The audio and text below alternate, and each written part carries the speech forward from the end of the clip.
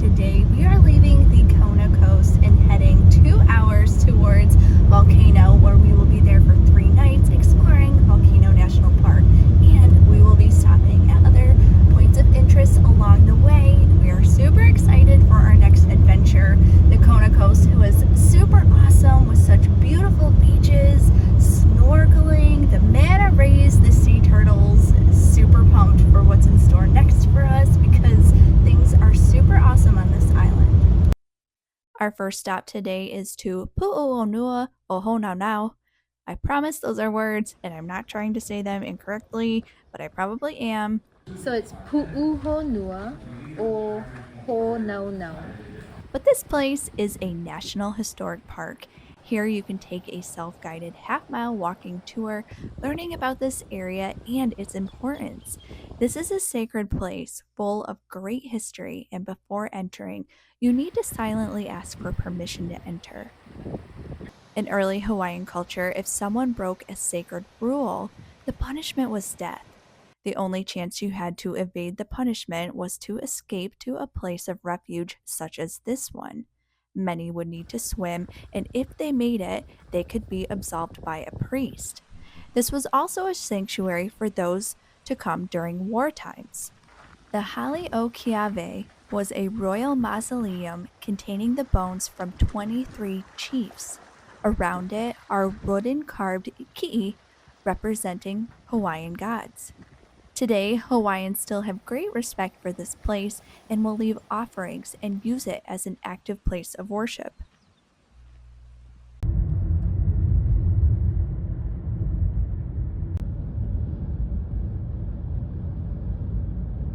Our next stop is a two-parter out to a remote area popular for off-road jeep trails and what looks like great boondocking spots.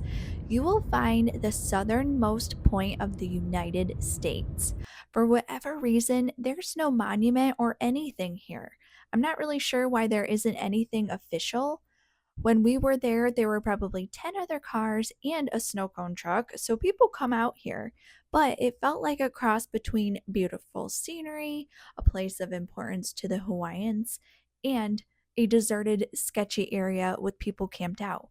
Regardless, it was neat to go to the southernmost point of the United States, but this place is probably more popular for fishing and for cliff jumpers.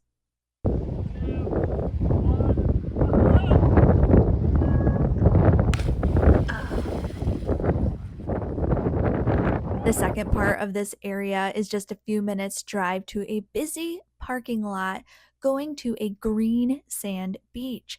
There are few green sand beaches in the world, and I was super excited until I learned it is a 2.5 mile walk out to the beach, and let me tell you, it is already very hot and there is zero shade. Or you can pay a local $20 a person to take you standing in the bed of their truck, which is fine, but they wouldn't leave until they had 10 people. 4 people had already left because they were tired of waiting, and so we did as well. Our next stop is to a black sand beach. The sand is black, of course, because of all the black lava rock around, and now it is a beautiful place for people to come and see and also swim at.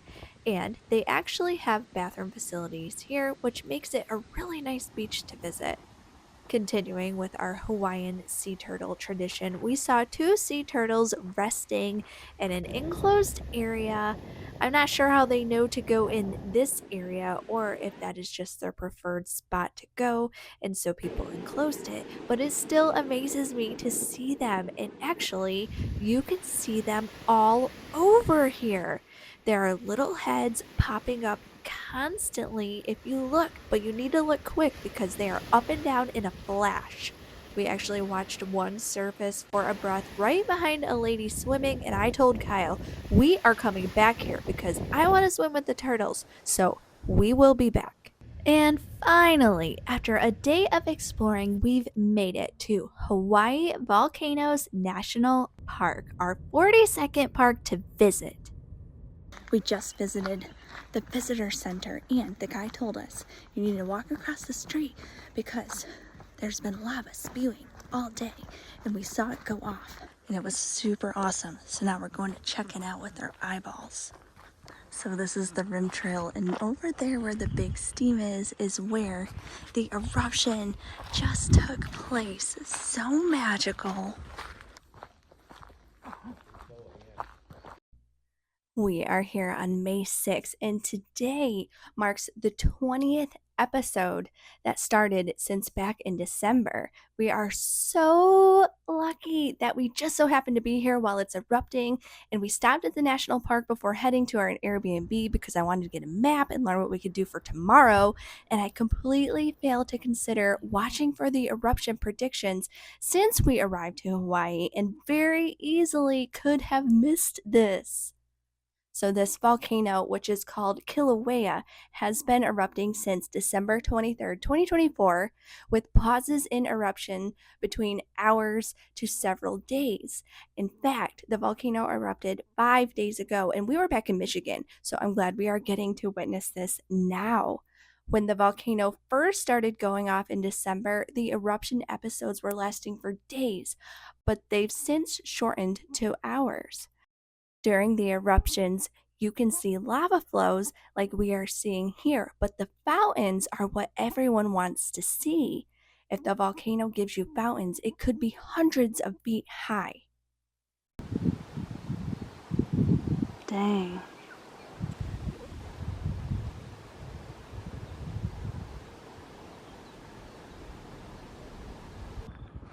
So we've come out at night, and apparently nighttime is a really popular place for this. Imagine that. And it is insane. Watching this volcano is one of the most mesmerizing things that I have ever seen. And I know I probably say this a lot, but this is like one of the top things I think we've ever seen in our lives. It's so beautiful and it's so bright. And never in my wildest imaginations when I knew that we were coming here did I expect this. Watching the lava being thrown in the air like nothing is just so mesmerizing. And it's so impressive to see the force of the lava flows happening, creating all of these rivers. So, where we are on the rim trail, we've just walked around a little bit to different viewing points, which let you see the volcano from different angles. And it does look different, but we are standing 2 miles away from the eruption. It's very windy here. The wind is at our back, blowing at the volcano, so we can't smell anything or have any gases coming at us. And when it is real quiet, you can actually hear the volcano roar, and it is amazing.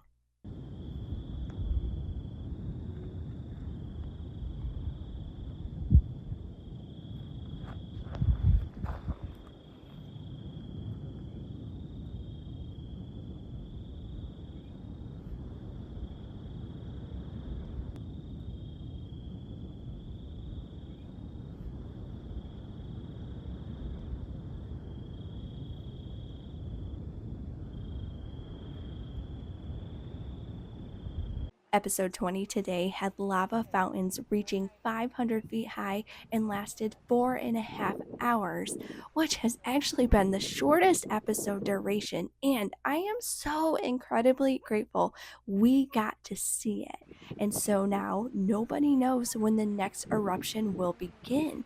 There are predictions that it could be in a few days, which we will still be on the island if that is the case. So I'm going to keep watching it, and hopefully we have another chance to see this amazing once in a lifetime event happen again. It is 7:15 on our 5th day already in the Big Island, and we are loving Volcanoes National Park. Today we are doing the Kilauea Iki Trail, super cool trail. I think it's going to end up being about 5 miles. So we are here right now, and we are going to be taking this loop and go walk on the bottom of the crater. We're going to come back out. We're going to do this lava tube. Super awesome. It's going to be a really awesome day.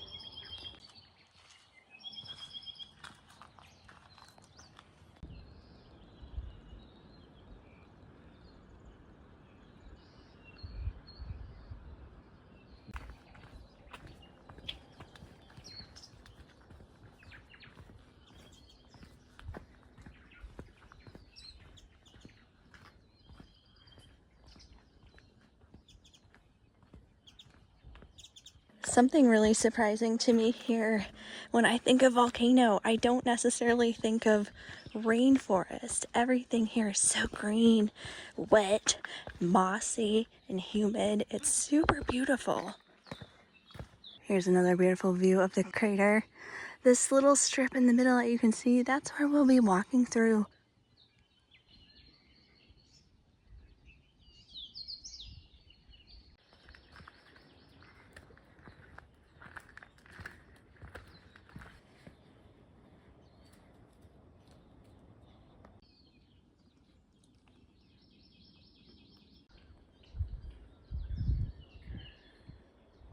We've been descending down for about the last 30 minutes, but now we're getting to some more rugged crater level type stuff.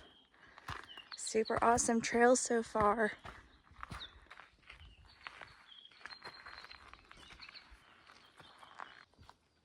Kilauea crater, which translates to Little Spewing, erupted in 1959. Lava shot up a Hawaiian record 1,900 feet into the sky, and a lake of lava flooded half of the crater, going from 800 to now 400 feet deep. It was estimated 86 million tons of lava filled the 400 feet of crater. And now we get to walk an amazing hike across the remains of this old lava lake bed.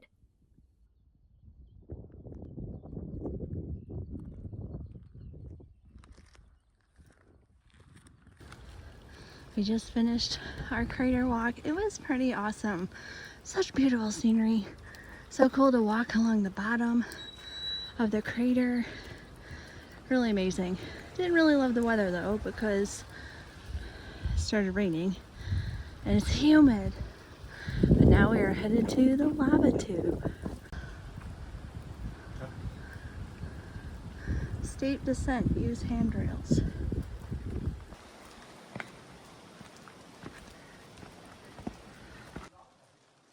The Thurston lava tube sits hidden amongst a beautiful rainforest. Here you can walk through a 500-year-old lava tube where once 2,000-degree Fahrenheit lava flowed. The tube is a relatively short walk, and if you've never walked through a lava tube before, this is a great self-guided one to start.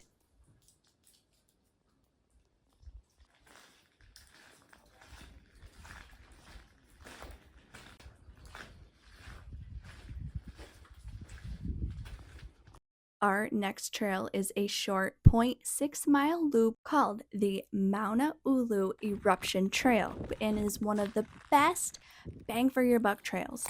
Here you can see such neat otherworldly formations that happened during the 1969 eruption of Mauna Loa. This lava is super unusual because it's colored. See all the little colors in there?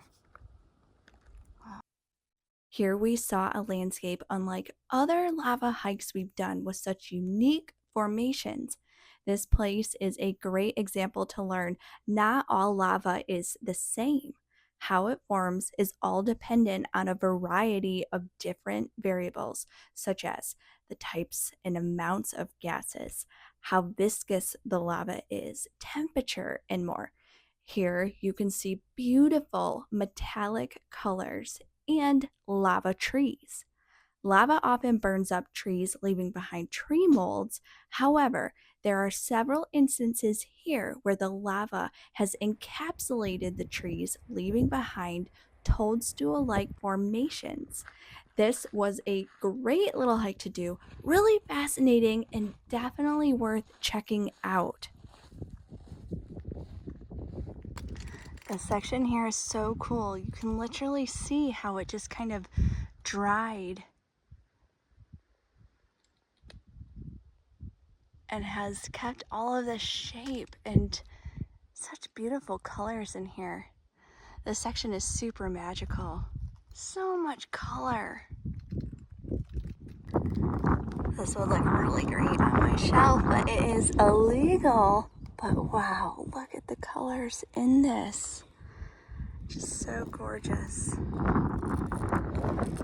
Also, it's Hawaiian folklore that you'll be cursed if you take it. The Curse of Pele is a Hawaiian legend that taking natural items such as lava, rocks, sand, whatever from Hawaii will bring you bad luck, and people have actually reported having bad things happen in their lives so much that the post office in Hawaii Volcanoes National Park has actually received hundreds of packages containing pieces of lava rock with letters from the sender explaining why they are returning the item and apologizing for their behavior, hoping to turn their luck around. Continuing our exploration of the park, we are heading down to the ocean on Chain of Craters Road. It is a 38-mile round-trip road descending 3,700 feet to the coast. Along the way, you can see how the lava has flowed all the way down to the water, forming new land. There isn't much to do out here other than admire the scenery and see the impact. There are some longer hikes you could take. There is a sea arch you could walk out to, or you could take a 1.4-mile round trip hike out to some petroglyphs. On our way back, we ventured out on the Halina Pali Road. This road was a stupid road, being one lane, super curvy, with blind curves all over the place. Most of the time, you could not see if another car was coming, and there were very few straight sections of the road. The road is 9 miles long and ends at an overlook. Here, you could also take the steep hike down to the cliffs where you will find some backcountry campsites. Otherwise, the view from this area didn't really differ much from what we saw earlier. We ended our day back on the Rim Trail, getting a look at the aftermath of last night's eruption. It was impressive to see the fresh black lava and steam still rising from the entire crater floor. I still cannot believe we got to witness a volcano erupting, and this park has been such a super cool national park to visit. Hello, it is our 6th day here on the Big Island. We are still in Volcanoes National Park, and today we have just driven up to Mauna Loa, and we are currently here at the observation point. Today, we are going to be doing this hike. We are right here, and it is 20 miles, 7,000 feet elevation gain to the Mauna Loa summit. Just kidding, there's no way I could do that. Maybe one day, but not today. The drive up wasn't terrible. It's still about 7 miles of one-lane road, but we did get to see lots of pheasants, and we also got to see the nene, which is the Hawaiian goose. Why do we care about that? Well, in the 50s, there were only about 30 of these geese remaining. They were on the verge of extinction, but again, thanks to conservation efforts, there are now about 3,800 of these in existence. The population has greatly rebounded, and this is considered still one of the rarest geese to see in the world. So we were super pumped to see so many of them on our little journey up here. Here we are just seeing what we can see. The clouds have pretty much rolled in. The one thing that has pretty much surprised me about this weather is it changes constantly, and it's almost always misting here. You can see on the left side you have just this gray wall of mist that's moving in, and then on the right side you have a beautiful view of the ocean out there. Our next adventure for today takes us back to the black sand beach where we were 2 days ago in hopes to go swim with some sea turtles. Holy cow, was this an adventure? First of all, there is no cost to come here. We brought our own snorkeling equipment from home, water shoes and towels. We were totally prepared for this. Second, the water here was rough, very choppy, not good leisurely snorkeling conditions, and it was cold. Even though you're in a little cove here, the water coming in from the ocean is very chilly. The clarity here was not the greatest either, with different salinity levels mixing and so much black sand being churned up. But let me tell you, third, there are literally tons of turtles here. They are nearly everywhere. In the spot that we were snorkeling, there had to be at least 10, and they could care less that we were there. They were just busy going about their turtle lives, swimming and eating. With all the waves coming in, there was such a push and pull in the water, and it was like they would just dart all about you. But did you know great sea turtles, if they want to get out of where they are, they can swim 20 miles an hour. So even though at times I felt like I was too close to them, if they wanted to go, they would have. Also, they can bite too. I'm not sure what you have to do to be bitten by a turtle. We were not bitten by a turtle. That would have to take some special effort, but it could happen. Swimming with the turtles here was just amazing. Just so many of them. It was unbelievable. Never have we had such an awesome experience like this. For a long time, I was the only one in the water. Kyle would watch from shore just to make sure I didn't drown or die on the rocks. But seeing them in their own world and how big they are was just amazing. I always love finding these special experiences in nature that you can't believe happened. It is such a beautiful environment. Hawaii is really just something else. Between volcanoes erupting and these sea turtles, this was an incredible stop. So now tomorrow we will continue to move counterclockwise around the big island to the town of Hilo, where we will use that as our home base to go visit some old volcanoes, beautiful rainforests, waterfalls, and cliffs. Stay tuned for the Big Island Part 3.